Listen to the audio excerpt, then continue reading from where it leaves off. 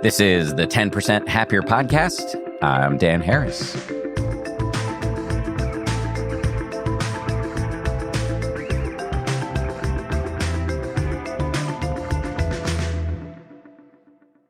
Hey, we're probing a mystery on the show today. Why, from an evolutionary standpoint, do we take rejection and heartbreak so hard? It can send the body and the mind into a vicious spiral. As one genomics researcher has said, heartbreak is one of the hidden landmines of human existence.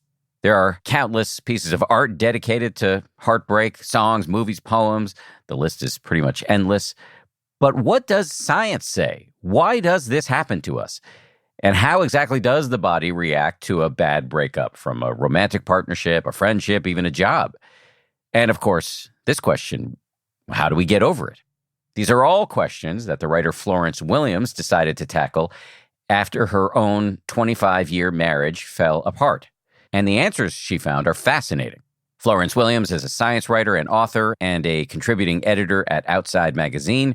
Her new book is called Heartbreak, A Personal and Scientific Journey. It's just out in paperback and has been nominated for the Penn Wilson Award for Literary Science Writing, which is a big deal.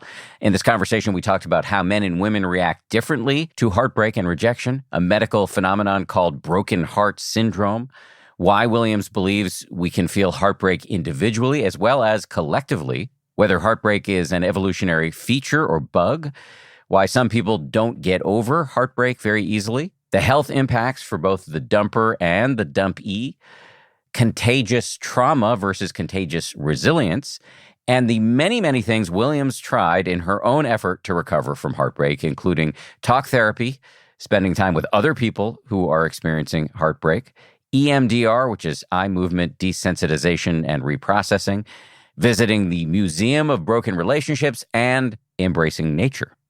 Just to say, this is the final episode in our 2-week Valentine's Day counter-programming series. If you missed the prior episodes in which we explored friendship, family drama, and the myths of love and... Florence Williams, welcome to the show. Thank you, Dan. It's great to be here. It's great to have you here. I, as a fellow memoir writer, I really appreciate the conceit for your book. I think it's just a brilliant setup, although I know that may be a little glib since it involved a lot of pain on your end. But having said that, I'd love to get you to describe for the listeners how you got interested in heartbreak. Well, unfortunately, I didn't exactly seek out the topic. I would say the topic sought me. Yeah, I was 25 years into my marriage. I had actually met my husband when I was 18 years old. We'd been together actually for 3 decades, married for 25 years. And I think as a lot of marriages do, we had sort of grown apart. And it was really my husband's decision to separate. I wanted to keep working on it, and he didn't. And so I had never experienced romantic heartbreak before, having met him so young. And I think when my friends underwent heartbreak, I probably wasn't very sympathetic. I think I was one of those people who was like, obviously it wasn't meant to be. Get over it. You'll be fine. But then when it happened to me, I was like, oh, now I see why everyone is so melodramatic about this. This really is a life quake. And my body started changing. All these things started happening. And then, of course, the science journalist in me was like, what is going on? I would like some answers. The way you pose the question or the series of questions is really interesting. You point out that there's so much art about heartbreak, but you were interested in finding out, was there any science or any sort of validated protocols for treating heartbreak? Yeah, that's right. I mean, there are obviously so many songs. There's so much poetry. There's theater. There are all these ways that people express pain over heartbreak and talk about it. But I wanted to know why my body was feeling it. Like, what was going on in my cells? What was going on in my heart tissue? What was going on in my immune system? Because everything started feeling really whacked out. And I think it just surprised me. I mean, obviously people talk about, oh, yes, stress affects our immune systems. But I guess I had never experienced it to that degree. And I was really roiled by it. And I also, I think that the sort of human side of me thought that if I have a project, if I have this professional journalism project to find out, it gives me something to do every day and a reason to get up. And I found it sort of therapeutic in that sense. Yeah, well, I mean, that's, I think, what I was pointing at when I talked about how much I like the conceit for this book. I have a former colleague. When I used to work at ABC News, there was a woman named Robin Roberts who I worked with for many years, and she's been on this show a bunch of times, and she likes to say, make your mess your message. And that is definitely what you're doing here. But since you brought it up, you've brought up sort of what heartbreak was doing to your body a couple of times. What do we know about what heartbreak does to our bodies? Well, we know that if we've been in a long kind of attachment bond with someone, which is what humans are really supposed to do, we're supposed to sort of bond with each other. When those bonds break, we end up feeling extremely disoriented. We end up feeling, in some ways, threatened because this person that we've been attached to, if it's been a relatively good relationship, this person has been kind of our safety figure. We know that when we live with someone, our bodies really co-regulate. So, for example, our gamma waves in our brains move in sync with each other. We know that our cortisol levels move in sync. They rise in the morning and they fall at night, and they do this in synchrony. And so when this person sort of leaves, when they disappear, our nervous systems on some really unconscious level know that something is very wrong. And our nervous system freaks out. And that's why we feel these health effects down the road. You talk in the book about a medical term, broken heart syndrome? Yes, Takotsubo cardiomyopathy. So this is what happens when we undergo some kind of major emotional drama. Our bodies put out so many stress hormones that it can kind of stunt the cells in the heart, especially in the left ventricle, one of the main 4 chambers of the heart. It ends up ballooning out, not being able to pump efficiently. And to the person undergoing this, it feels like they're having a heart attack. They go to the emergency room. They are in a kind of heart failure. About 5 to 7% of hospital admissions for cardiac failure are this Takotsubo. And we've seen it especially in postmenopausal women who may become widowed, or even if they lose a pet. We see it sometimes in men. There are some examples in the literature of men who watch their favorite soccer team lose in the finals. They go into this cardiac arrest.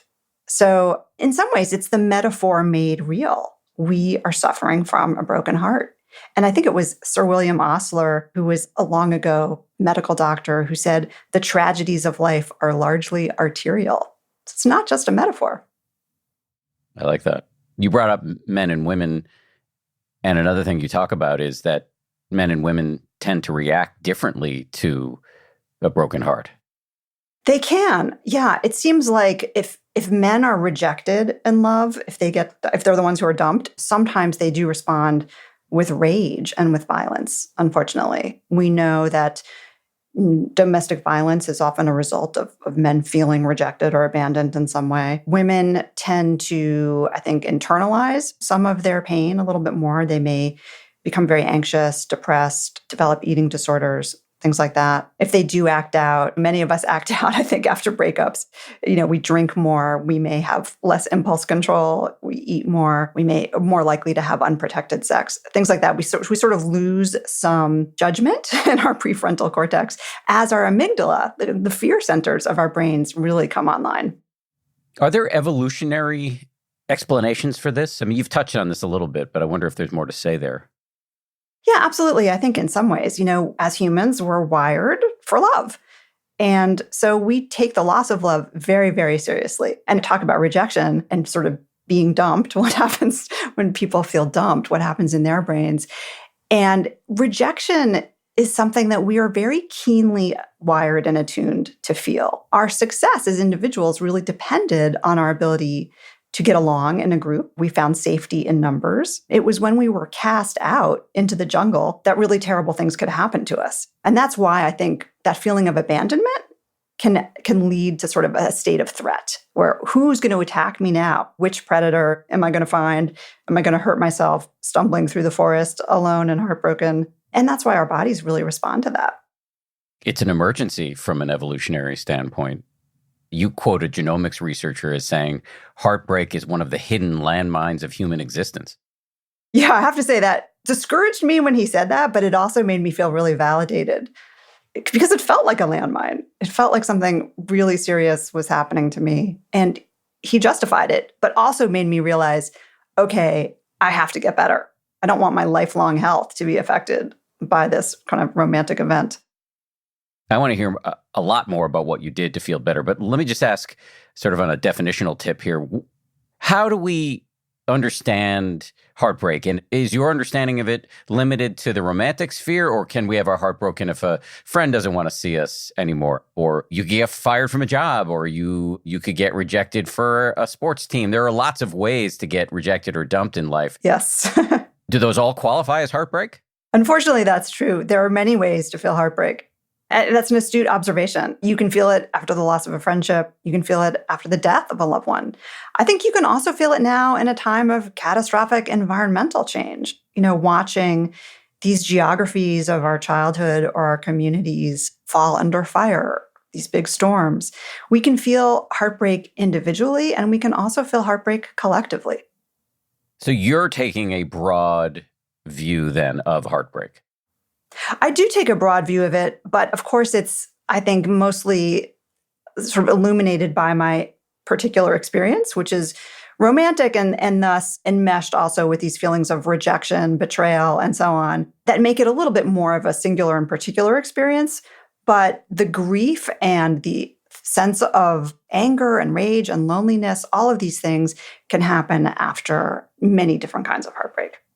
I was going to ask, how do we delineate between grief and loneliness and heartache? And it sounds to me like grief and loneliness, depression, anger, those are all, or can all be component parts of heartache, but they could also come with lots of other life events. That's right. And unfortunately, they can sort of build on each other and cascade. I had a kind of chronology to the book that followed the chronology of my heartbreak, which was first these hormones and these expressions of shock, really. And then following that is sort of the grief. And following that is the loneliness. And then, of course, the impulse to try to get better. From an evolutionary standpoint, why is rejection so hard to get over, given that it is part of life? That seems to be a design flaw. Well, actually, it's not. It's very adaptive, because when we feel the rejection so acutely, we're really motivated to try to come back. We want to come back into the group. We want to find acceptance. There are actually all these interesting ways that love and experiencing love kind of change the brain in ways that make us more sensitive to heartbreak after it ends. And we know this from other lab studies. I went to visit these labs. There's a researcher who's studying what happens to voles if they mate and then you sort of separate them. You cause this little vole divorce. And we see that there are certain stress hormones that are upregulated even as soon as we fall in love. They're sort of like waiting at the ready, so that when the separation happens, the little sad vole is freaking out enough to try to go find the partner again, try to find a new partner. Let's get to a place where we're safer. And so in some ways, we kind of need the heartbreak to motivate us. Unfortunately, it doesn't happen for everybody. And that was one of the reasons I wanted to write this book. I feel like some people don't get over heartbreak very easily. It really can affect their health for the long term. And yet there are things we really can do to feel better.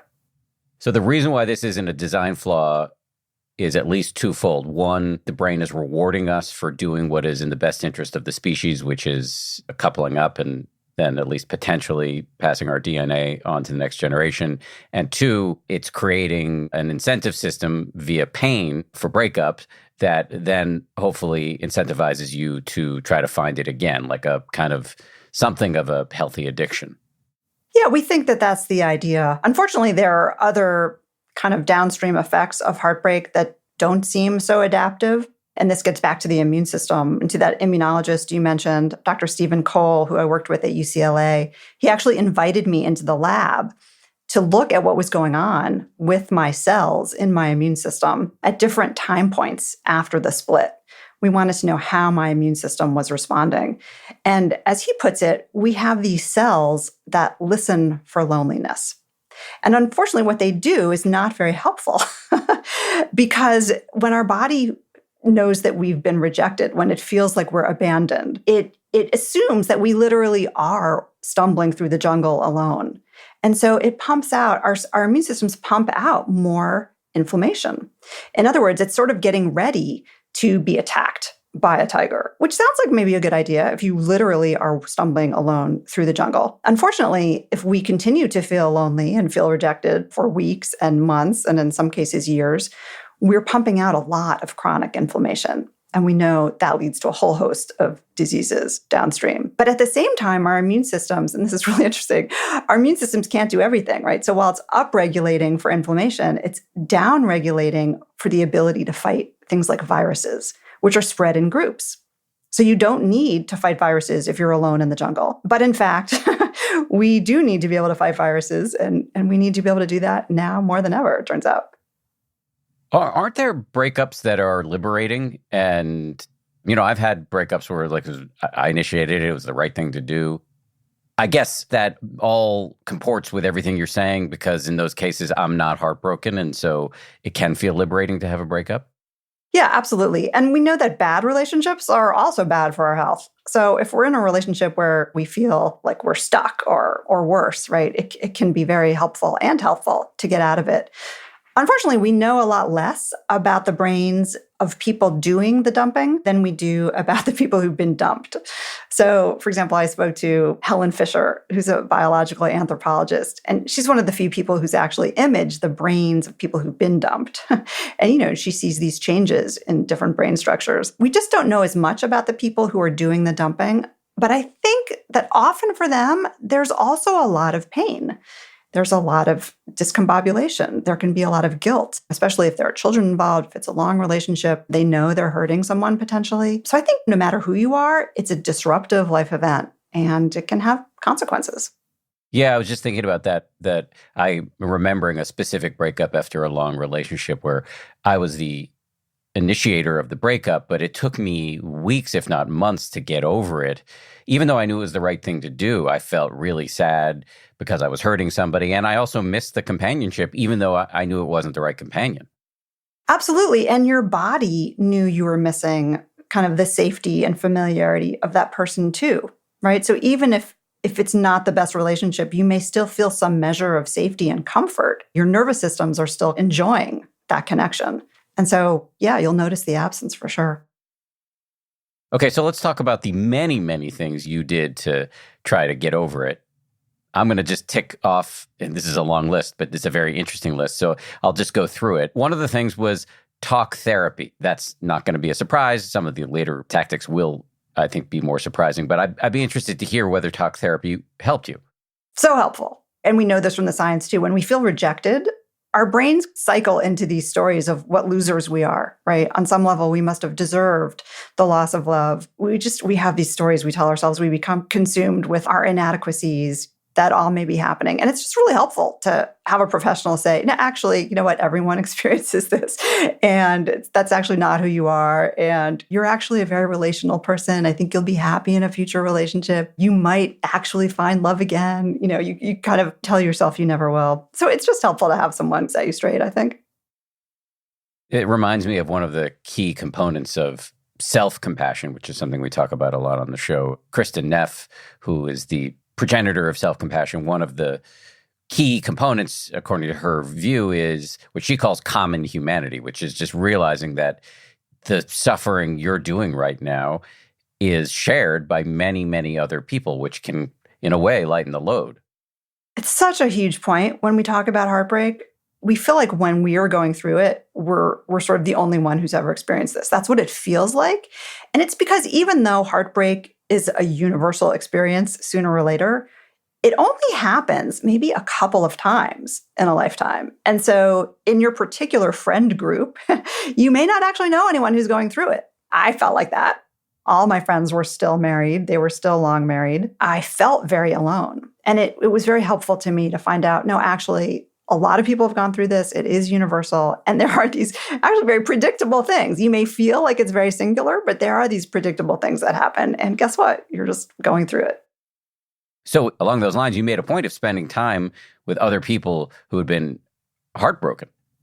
I did. I think that's one of the tips that I would have for people. Seek out people who not only have gone through it, but have thrived, ideally, or are in the process of thriving. So you're not just stuck with people who are complaining all the time, but people who actually can model the growth, I guess, that is possible after an experience like this, even though it feels like that's an unlikely outcome for you, maybe at the time. That, yes, anything you can do to remind yourself of the universality of this. We're all in it together. So are there support groups for the heartbroken? I think there probably are. I know one of the therapy modalities I underwent was a group session of this kind of therapy called EMDR, which is a technique where you sort of use bilateral eye motion or other bilateral sensations in your body to decouple the memories from the acute pain. So it's a way to kind of take the storm, I guess, out of the system in terms of remembering the things that may have traumatized you during the breakup. And I did that in a group session. So that was one of the things I did in a group session. I also did some reporting where I spent time with people who had PTSD, not necessarily from romantic breakup, but in this case, I took a backpacking trip with survivors of sexual violence who were trying to find comfort and healing in the natural world, which was something that just appealed to me as someone who'd written a lot about healing in nature. I found their healing to be very inspiring and moving. There's this idea of contagious trauma, and sometimes healthcare workers or people in the profession of helping people with trauma undergo some of this contagious trauma. But there's also something called contagious resilience. When we see people recovering, that's also contagious and very inspiring. I'm just trying to think about the practicality here, because if I'm a regular person, I don't know that I necessarily would know how to seek out support from people who have survived heartbreak and or to find contagious resilience by finding a backpacking trip with survivors. Sure. But you could probably find support groups. Your therapist might be able to recommend some. Another thing that I did was, as a tourist, I went and visited a place called the Museum of Broken Relationships in Zagreb, Croatia. And it was started by a man and woman who had been in a relationship, had broken up, felt terrible about it, realized that there just weren't a lot of cultural rituals that we have for sort of marking these kinds of life events. And so they started this museum, and they encourage people from all over the world to send them objects that symbolize the relationships that were broken, and then to write a couple of paragraphs about what went wrong. And people send the funniest things. I mean, one woman sent in a scab from her lover. Another person sent in an exercise machine and said, "This is where my girlfriend had an affair with someone else, right on this bicycle." And it was really funny in a way to walk through these objects. And there's something in the act of, I think, sending in the objects and writing about them and then seeing them as other people. All this kind of helps facilitate, I think, some closure. Did it help for you? Like it goes back to the common humanity piece. It really does. And I think it was comical in some ways. You see that people get so histrionic. This teddy bear just represented everything that went wrong. And you think, oh God, that's so dramatic. And in some ways, it's a little bit perspective giving, right? It's like, oh yeah, we all do this. We all make this huge drama of our problems. And then we realize, oh, actually, we all have these problems and we get over them. Let's go back to EMDR therapy, because I feel like I didn't allow you to give that the love it deserves. We've had previous guests who've talked about EMDR, but can you just give us the basics and talk about how it decouples the emotional charge from the difficult memories? Sure, I can try. I think a lot of people don't really understand how this works, but it seems to do very well in research studies. It does seem to help people get through traumatic experiences, especially if they're traumatic experiences that they underwent as adults. I think it's less successful with childhood trauma, as is the case, I think, with many modalities. But the idea is that you're asked to recall painful events. So for me, it was certain moments in my marriage or certain moments during the breakup that were very upsetting to me. And then at the same time, in this particular group context, what we did was we tapped our shoulders, first our right, then our left, then our right, then our left, as we were recalling these events. And then we actually drew pictures before the tapping and after. And in these pictures, we would draw with very large crayons. It wasn't supposed to be artwork, but we would draw what those emotions look like to us. And the amazing thing is that, after tapping, I did feel a little bit less provoked by the emotions I was having. It was like, oh yeah, this is a memory, this is a bummer, but I'm less worked up about it as I was when I got here. Can you remind me, what does EMDR stand for? It stands for eye movement desensitization and reprocessing. And I guess the woman who discovered it, I think actually discovered it on a walk where she was having some painful memories and she was looking right, looking left, looking right, looking left. And then, of course, walking, right foot, left foot, right foot, left foot. And there was just something about that bilateral movement that helped her sit with the memories a little bit longer and not feel quite as activated by them. So you were tapping, though, not doing eye movement stuff, at least from what I can hear. That's right. There was no eye movement in this because it wasn't one-on-one with the therapist. It was sort of a bunch of us in a room. And so we were tapping. And it's kind of neat because researchers are trying to think about how they might be able to, translate this therapy to large populations. For example, after a natural disaster, right, where a whole community might be traumatized during a war, things like that. And so this tapping is one way you can actually work with large groups at the same time. Is there evidence to support EMDR? There's a lot of evidence. Yeah. And I was a little bit skeptical of it because it sounds kind of weird. Why would tapping on your shoulders make a difference? But yeah, I just went with it. I was willing to try a lot of different things. And the evidence is pretty strong. Bessel van der Kolk talks about this quite a bit. There are more and more studies coming out all the time. Definitely worth trying. I don't think it works for everybody, but it can be helpful. So the next thing on this list here, you've already made reference to it, but I think it also bears some further love and attention. You embrace the modality of nature, sometimes even on your own. Yes, absolutely. I had written this other book called The Nature Fix, which is about how being outside makes us happier and healthier and more creative. I was very predisposed to think that nature could just fix my heartbreak. And maybe I needed really big nature. Maybe I needed to go into the wilderness. And I decided to spend 30 days on a river trip. I have a lot of experience canoeing and running rivers. So I planned this 30-day river trip down the Green River in Utah. And I decided actually to do half of it alone, solo, which I had never done before. I'd never spent a night in the wilderness alone. But I felt compelled to do it because I needed to learn how to be alone. I had never lived alone in my entire life. Needed to learn how to be self-reliant. I wanted to try to access my bravery again because I felt so anxious and afraid about my future. So that was the motivation. Did it help? Knew you were going to ask that. I really wanted it to help. I wanted it to cure me. I wanted to write this book and be done. I was like, okay, this river trip's going to cure me. It's going to be great. It's going to be this great dramatic ending. I'll be all shiny and wonderful afterwards. And that's not what happened. I had a good river trip. I think I did access bravery. I think I did learn how to paddle my own boat. I think that metaphor was real and helpful. But we measured my immune system cells before and after the river trip, and they were kind of the same. My body was still putting out a lot of transcription factors indicating a state of threat. And in fact, I said to Steve Cole at UCLA, I was like, oh, do my cells look like those of a lonely person still?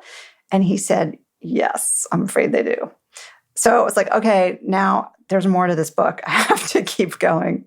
And I think why it didn't work is that when we're alone in the wilderness, we don't feel safe, and we're not supposed to feel safe. Like you're constantly looking over your shoulder. You can't screw up. You can't hurt yourself. You can't tie the boat in wrong. You can't light the beach on fire. You have to pay attention to stay safe. And that's just not a relaxing state of mind.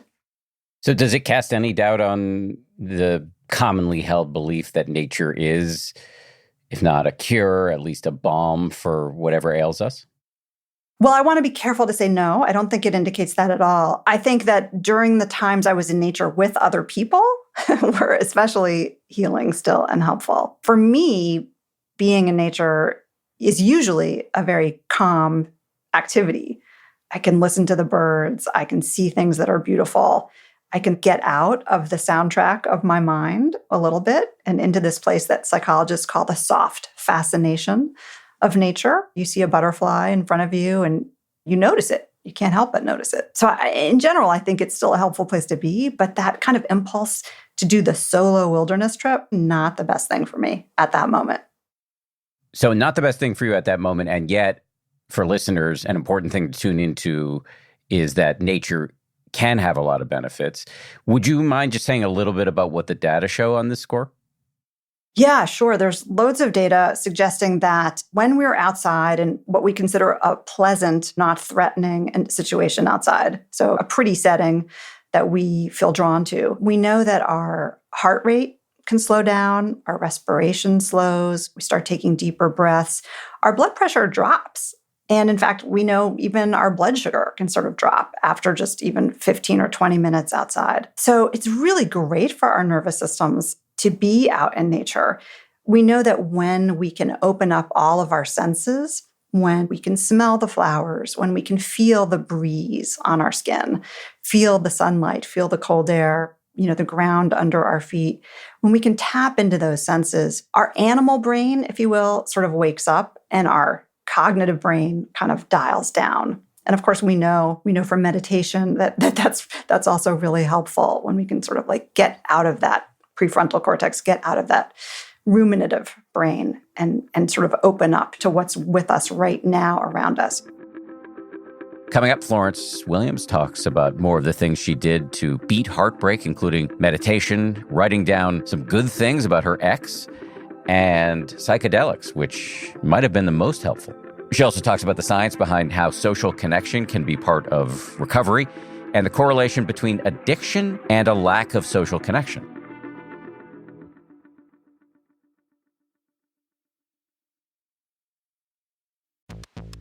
You may have heard me talk about my daily smoothie game: frozen fruit, almond butter, almond milk, bananas, some Greek yogurt, etc. Lately, I've been adding a little bit of Kachava super blend to the whole concoction. Kachava is a plant-based super blend made up of superfoods, greens, proteins, omegas, vitamins, minerals, antioxidants, and probiotics. In other words, it's got all your daily nutrients in one glass. If you're in a hurry and you don't want to make a smoothie, you can just add it to ice water or your favorite milk or milk alternative. I, though, like blending it up with my smoothie. They have 5 flavors. My personal favorites are vanilla and matcha. It tastes great and keeps me full for hours. Kachava is offering 10% off for a limited time. Just go to kachava.com/happier, spelled Kachava, and get 10% off your first order. That's kachava.com/happier.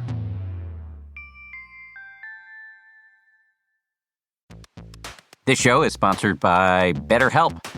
We're in a new year. Many people are thinking about how they can be their best selves. I would strongly argue that one of the most powerful levers you can pull when it comes to self-improvement is therapy. I've been talking to my therapist for many years. He helps me with everything from interpersonal conflict to intrapersonal conflict, me fighting with myself, to insomnia, to a recent resurgence of claustrophobia I had, which, by the way, is getting much better with his help. Working with a therapist can genuinely help you get to the best version of you. If you're thinking of giving therapy a try, BetterHelp is a great option. It's completely online, convenient, flexible, and affordable. If you want to live a more empowered life, therapy can get you there. Visit betterhelp.com/happier today to get 10% off your first month. That's betterhelp.com/happier.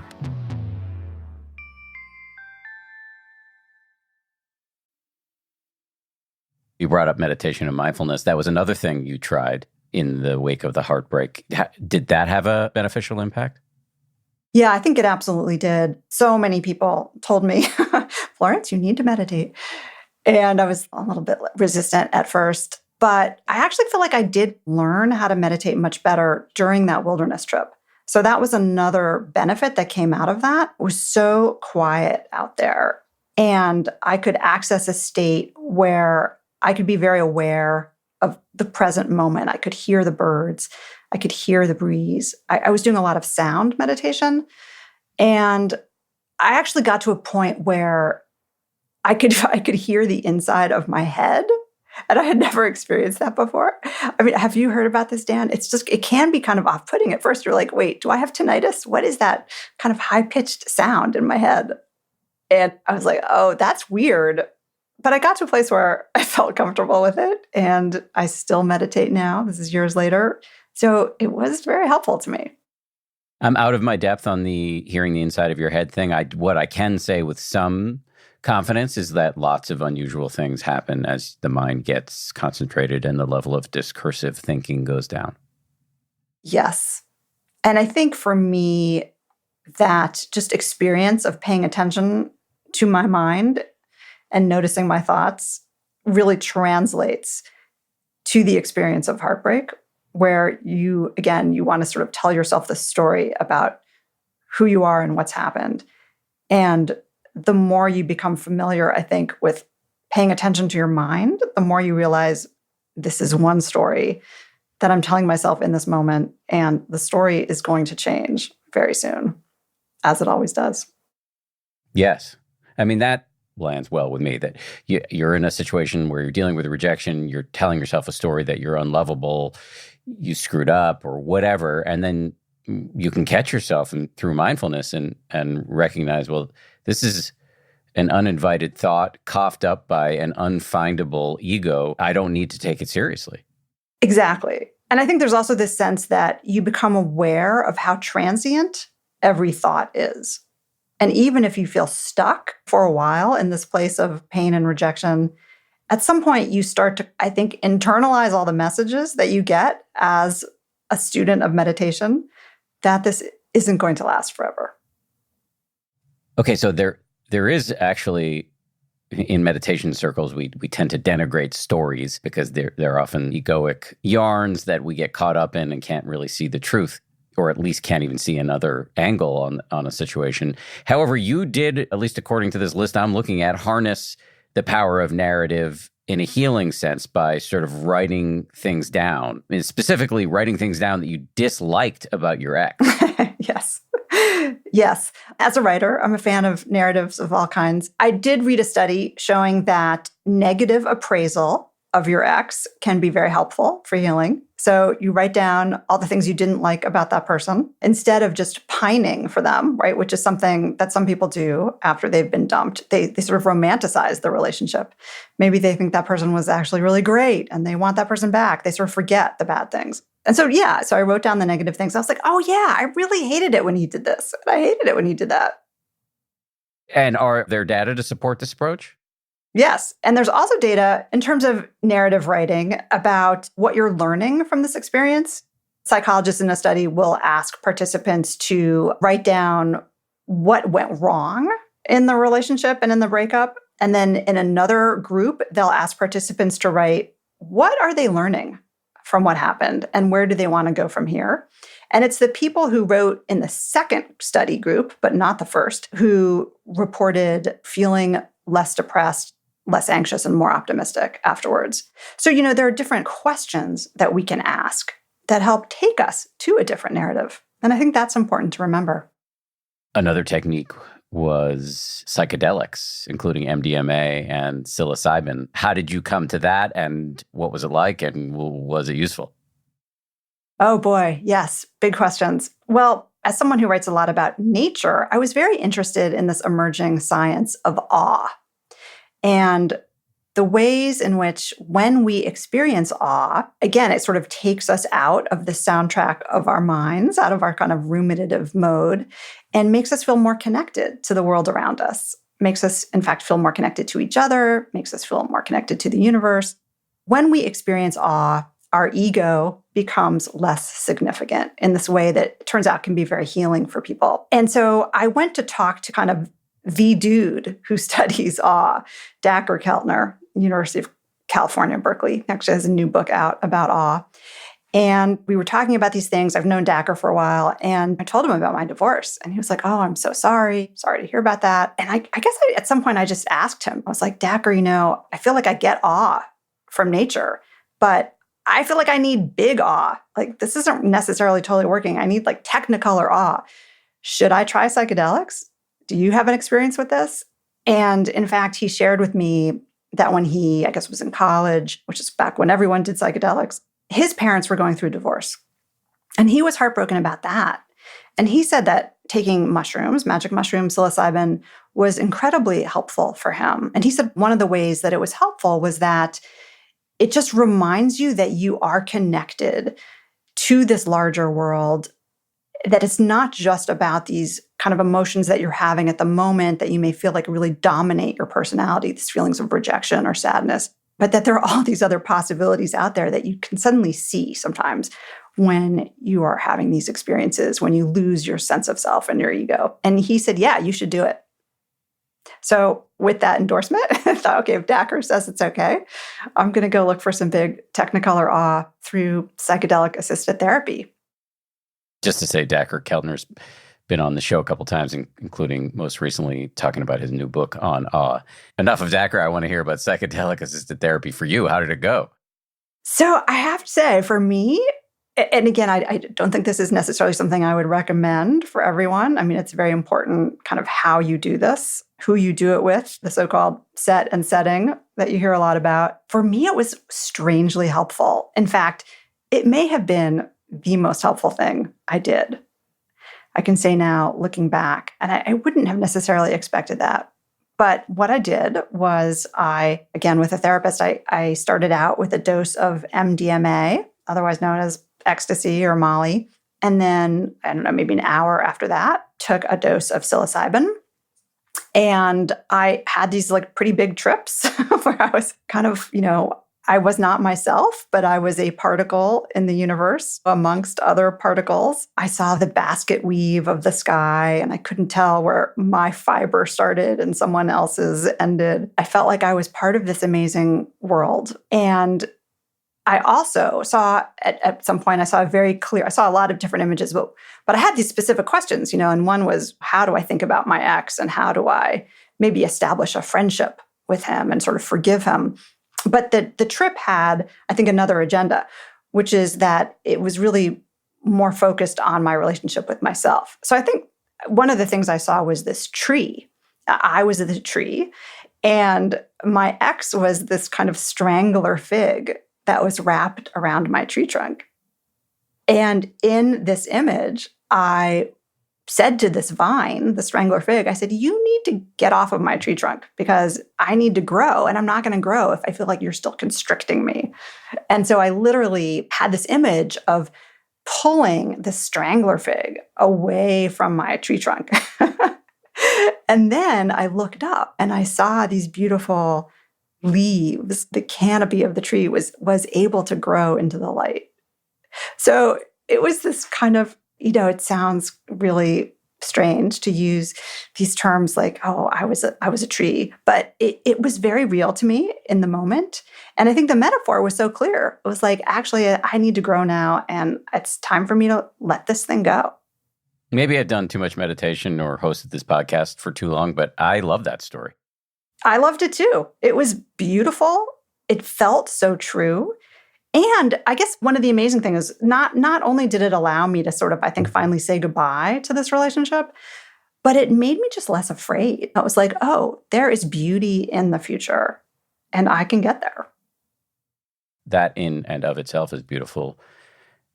Speaking of awe, I mean, I'm kind of in awe that these molecules can do this to our minds. How and why did that happen? I did a lot of research about what the brain imaging studies showed and how are these molecules working. I think scientists are really still trying to figure this out. But one of the things that I think is most interesting is that these substances seem to create a window of opportunity, this sort of a window of learning, that when we're under the influence of these, we're able to kind of reassess the world, reassess ourselves in this new context, and gain this whole new perspective. So there's something about this opening of learning that I think is at the key of it.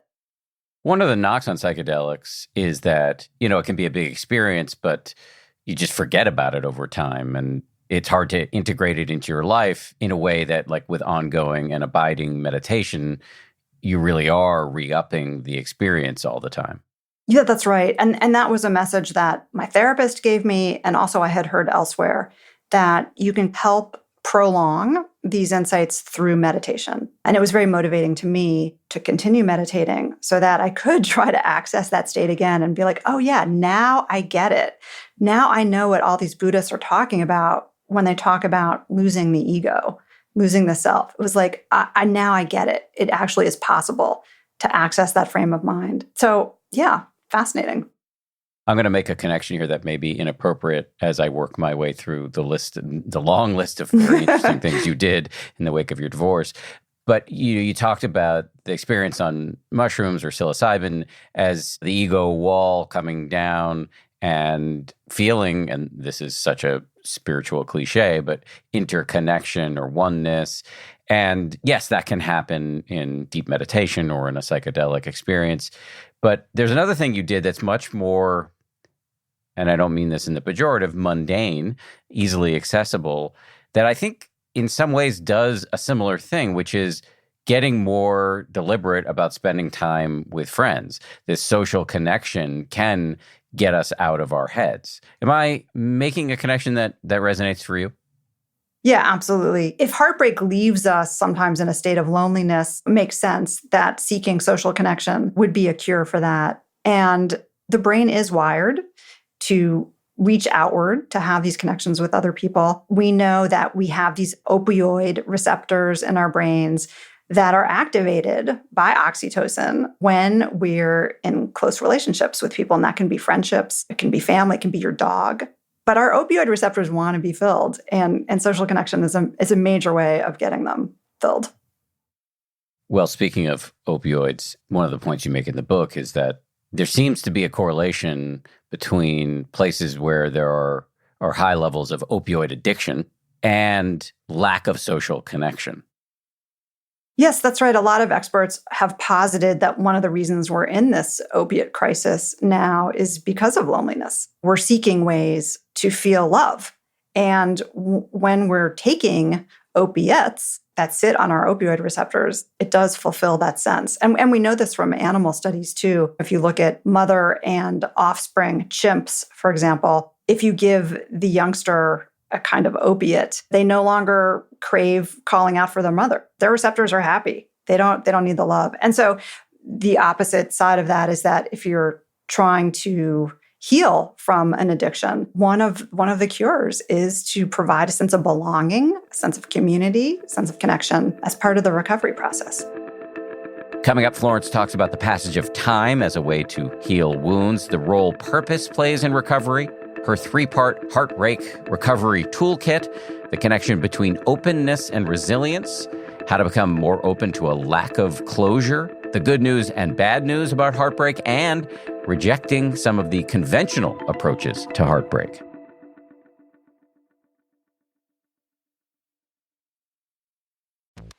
It's cool when a company that my family and I already use asks to be an advertiser on this show.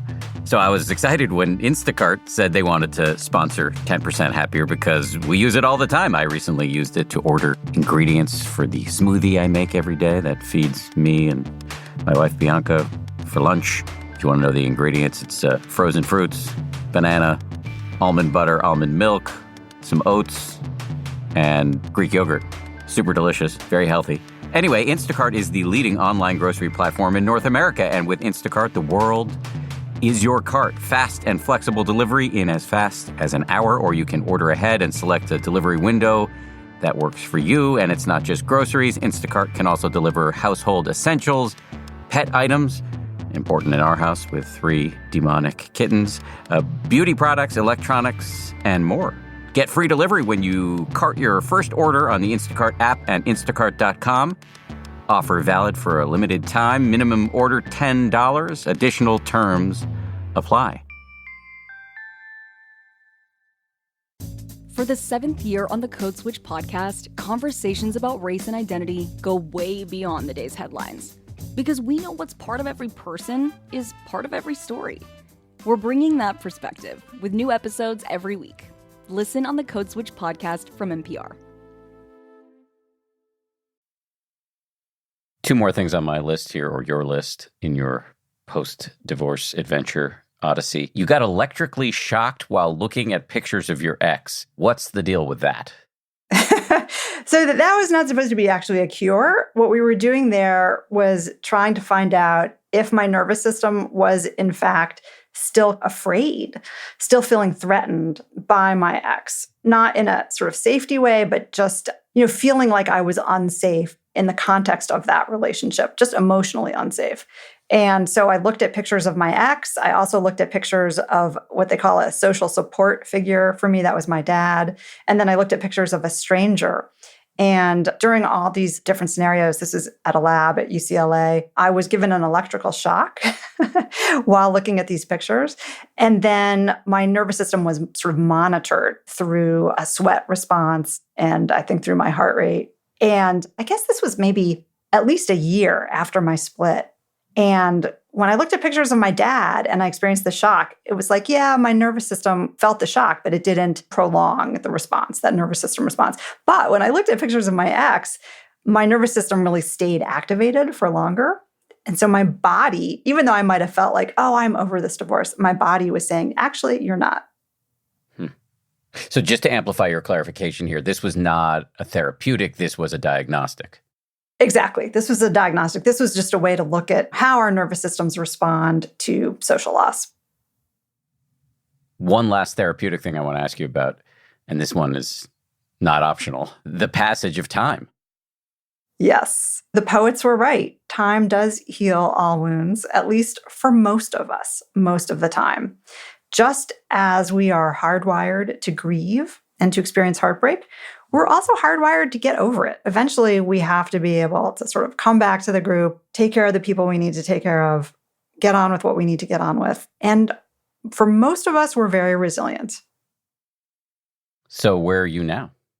Yeah, where am I now? I would say in some ways I'm a different person from who I was before this divorce.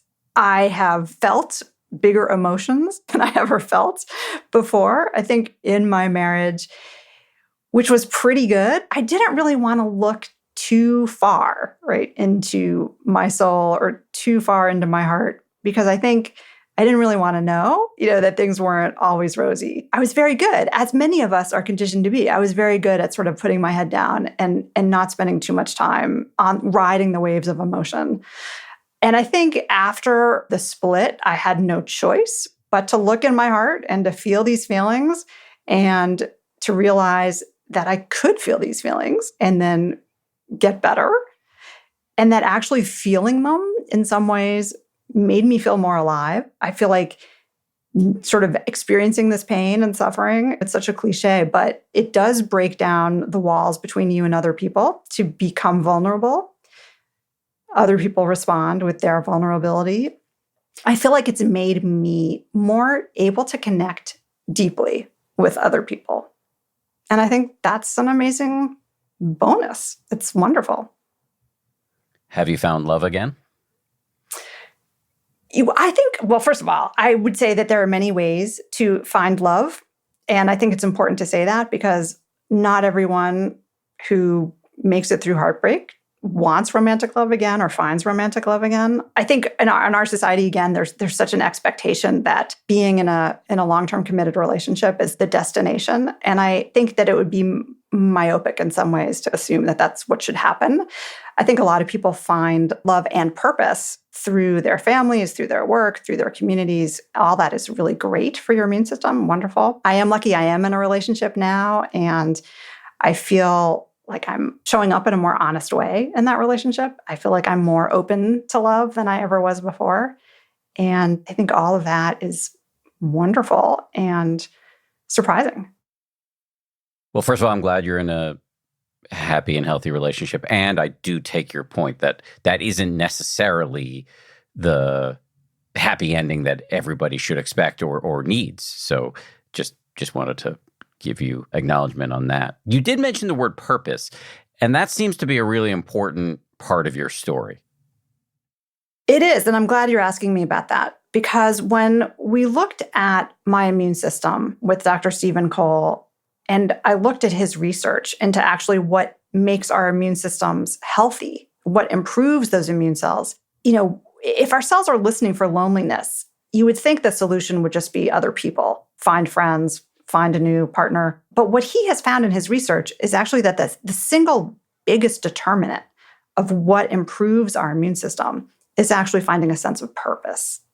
And that really surprised me. It wasn't what I expected. I thought that was fascinating. And he's done a number of studies looking at various interventions. What happens if you volunteer? What happens if you find a new partner? What happens if you do this or do that? And it's really this kind of more ineffable, right, sense of purpose that's going to really make us healthier and live longer. You've said that there's a 3-part toolkit that you've come around to in the wake of your heartbreak. Calming down. Yes. Calming the nervous system, connecting to other people, and then finding purpose. Exactly. I think if you can do those 3 things, however it is that you do them, you mentioned connecting to people, but I think connecting to nature is actually also a really big one for many of us. Anything that will make you feel a little bit less alone. And sometimes nature actually does that. Any way that it is you calm down. For some people, it might be meditation. For other people, it might be joyously dancing or singing or exercising. And then, that purpose and meaning piece, surprisingly strong. One trait that you talk about in the book that is intriguing to me is openness. What is openness and why is it important? Openness became in some ways a guiding star in my journey out of heartbreak. And that's because one of the first psychologists I met with, Dr. Paula Williams, the University of Utah, she studies resilience in people who have undergone stressful life events. And openness is one of our kind of core 5 personality traits, along with neuroticism, extroversion, conscientiousness, agreeableness. People who are high in openness seem to be more resilient. And I thought that was really interesting. One of the things she told me that she looks at is openness to beauty, openness to awe, proneness to feeling awe. If we're open, we're likely to be more curious. We're likely to be more flexible. We're likely to, in some ways, think outside of the box of our own ego. We're able to feel connected to the beauty around us. And so that was one thing she said that I thought was interesting. But what really made me lean forward in my seat when I was talking to her was she said, openness is the one personality trait that we can actually move the needle on. We can learn how to become more open. And we can do that by sort of consciously seeking beauty, consciously seeking awe. It doesn't have to be driving to the Grand Canyon or flying to the Grand Canyon. We can actually learn how to sort of microdose awe, if you will. And it's a practice, just like all these other practices where we become better at it over time. And I found it wildly hopeful. I was like, okay, I'm going to learn how to become more open. I'm going to experience beauty, and hopefully I'm going to become more resilient. And I think it worked. I wonder if this openness also applies to an open mind to other people's ideas, even if they're ideas that you don't like, or even if they're people you don't like. It looks like, yes, openness, if it makes you curious, then you are naturally open to other people's ideas. I think you're a better listener. You're less likely to expect a certain outcome, right? If you're someone who's a little bit comfortable with mystery and a little bit comfortable with ambiguity, then you don't have to have closure all the time. And I felt like that was one of the main lessons of heartbreak too. Like, I wasn't going to find total closure. After something devastating happens to us, we don't necessarily go back to who we were before. There isn't neat closure. And I think if we learn to become okay with that, we learn that that's part of the fluctuations of life and part of the emotional fluctuations that we are supposed to experience as humans, we can just become more accepting, if not fully convinced that we have arrived at this definitive place of total healing. A point well taken. I want to stay with openness just for a second, because I think you'll agree that many of the lessons that you learned in this process are applicable to all of us, whether we're experiencing heartbreak or rejection right now. You know, your 3-part toolbox of calm, connection, and purpose. I mean, that's just a recipe for a good life, no matter what stage you're in, post-traumatic, pre-traumatic, mid-trauma, whatever. So just staying with openness for a second, in the spirit of applicability and universality, we live at a time where people are really shut down to anybody outside their tribe, where we've got these curated information silos. We're very quick to otherize and encouraged to do so by media, and in particular social media. And it seems to me like openness on a macro societal level seems like a really important antidote to much of what ails us. Does any of this land for you? Yeah, absolutely. When I was researching the science of awe, which is one of the things that makes us feel more open, when we experience awe, we feel more connected to each other. Some of the scientists are actually positing that awe may be one of the foundational emotions to our cohesiveness as community, as species. And if you think about it, we don't experience awe the way that we used to. We used to look up and see the Milky Way every single night. We used to see the moon. We used to see the sunrise. We used to see wild animals. We live in an awe-deprived state right now. And I absolutely think it's one of the reasons why we don't feel cohesive as a large community. Well said. Speaking of charged relationships, we were just talking about relationships across tribal lines, but let's just go back to the key relationship in this narrative for you, which is your ex. How does he feel about this book? My ex is a very private person. I think he would rather I didn't write a book about heartbreak. But I gave him a copy of the manuscript before I sent it to my publisher. And I wanted him not to be surprised by it. I wanted him to have an opportunity to ask for some changes. And it was actually a really interesting experience because after he read the book, the first thing he said was, "Wow, I'm sorry. I didn't really realize how hard this was for you." And just hearing that was healing and unexpected. And then he also said, "Would you mind changing the scene on page 53?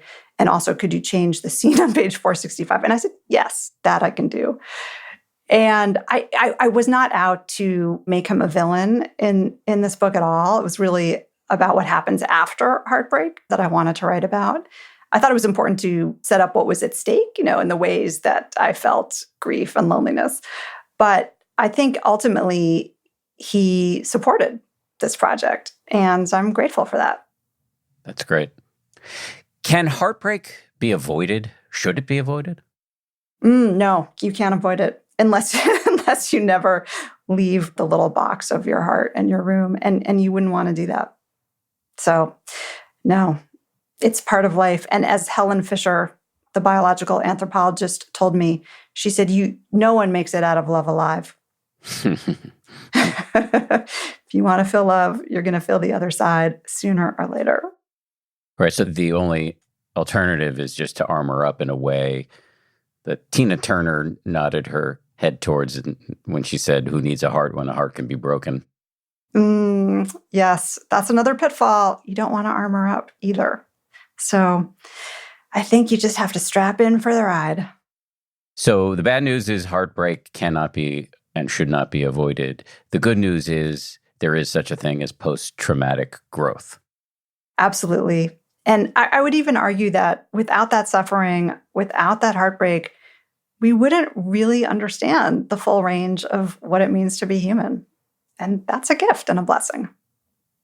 Speaking of the full range of humanity, are there people for whom the tools you've accessed and the lessons you've learned may be out of reach? You and I are upper echelons of the socioeconomic hierarchy and all of the luck that comes with that. Are there people who we ought to keep in mind as we have this conversation that some of this stuff may feel out of reach for them?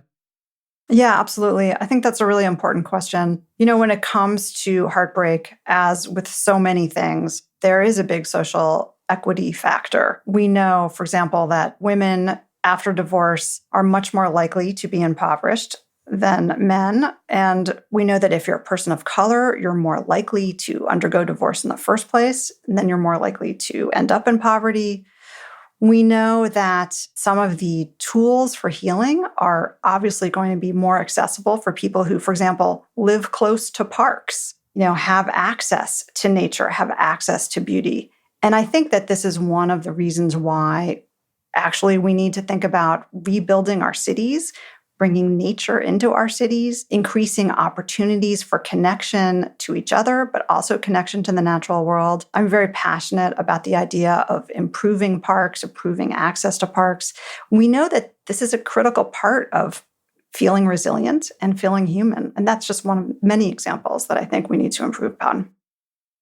So if I'm listening to this and I live in a low-income neighborhood without a lot of access to nature, and I'm unfortunately more prone to what you were describing before about falling into poverty, what kind of agency do I have based on what you've learned? Well, I think no matter where we live, we probably do have access to some kind of nature. We probably have access to community, right? We have access to our friends. We have access to religious organizations, community organizations, but we have to work to access them. That's true no matter who you are, but making the effort, going out to sort of find the microdose of awe, to look at the sunset, to find the moon, walk along a tree-lined street, those are critical to accessing this resilience. Final question from me before I ask my two traditional wrap-up questions.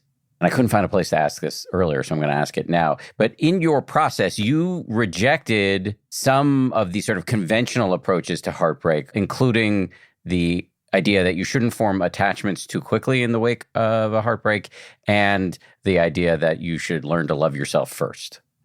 Yeah, that last one just made me roll my eyes a little bit. I think I didn't really feel like my problem was self-love. It was more like being afraid, right, of the future and being anxious about it. Although in retrospect now, I can say, oh, actually, yeah, self-love was important. Self-esteem was a factor. But at the time, it just didn't really speak to me. And then, yeah, I think one of the pablums you hear about heartbreak is, oh, don't just jump into a new relationship. You need to take the time to heal before you find another attachment. And I thought, well, if that's true, that could be decades, right? I don't really want to wait that long. And I felt like it was very important to me to feel intimacy and feel human connection, feel, I guess, the boost in my ego from having kind of a fling. And I sought that. I did find it helpful. And I'm happy to say that there are studies that back this up, that when people do find a rebound after a breakup, it can improve their self-confidence, it can improve their self-esteem, and it can help them get over their ex more quickly. So there you go. I'm with you. Not that I'm in this scenario, but I know plenty of people who are, and that just sounds right to me. It's not going to be right for everybody, but for me, it was right. Final two questions that I always ask. One is there something I should have asked you but didn't? Yeah, I was wondering if the rebound was going to come up. So yeah, glad it did. And then the real final question is, can you please plug your book, your current book, your former books, anything worth plugging, please? Oh, thank you for that. I'm pretty easy to find online. My website's florencewilliams.com. There are links there to my books, to audio material that I've done, retreats that I lead, all kinds of things. So thank you. I would point people there. Awesome.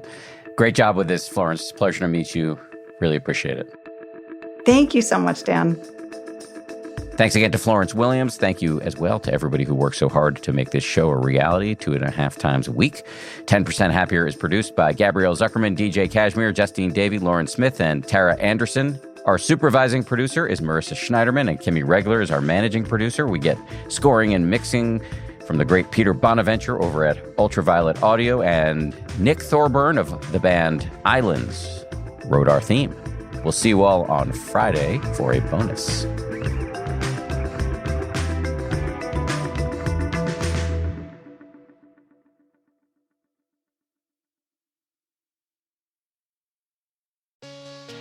Hey, Prime members. You can listen to 10% Happier early and ad-free on Amazon Music. Download the Amazon Music app today. Or you can listen early and ad-free with Wondery Plus in Apple Podcasts. Before you go, do us a solid and tell us all about yourself by completing a short survey at Wondery.com/survey. In business, competition is the key to success. Every product you own, from the shoes on your feet to the phone in your hands, got there because of cutthroat business decisions. And Wondery's podcast, Business Wars, brings you stories about the most well-known companies in the world and how the decisions they make shape what you buy and how you live. With over 50 seasons to choose from, you'll hear about the fight for your feet with Nike versus Adidas, the battle to control the smartphone market with iPhone versus BlackBerry, or the game-changing company that is Tesla and Elon Musk's bid to take on the entire auto industry. Business Wars covers every sector from fashion to food, tech to travel, sports to pop culture, and more. These stories are entertaining, fun, eye-opening, and will help you understand a little bit more about the world around you. Follow Business Wars wherever you get your podcasts. You can listen ad-free on the Amazon Music or Wondery app.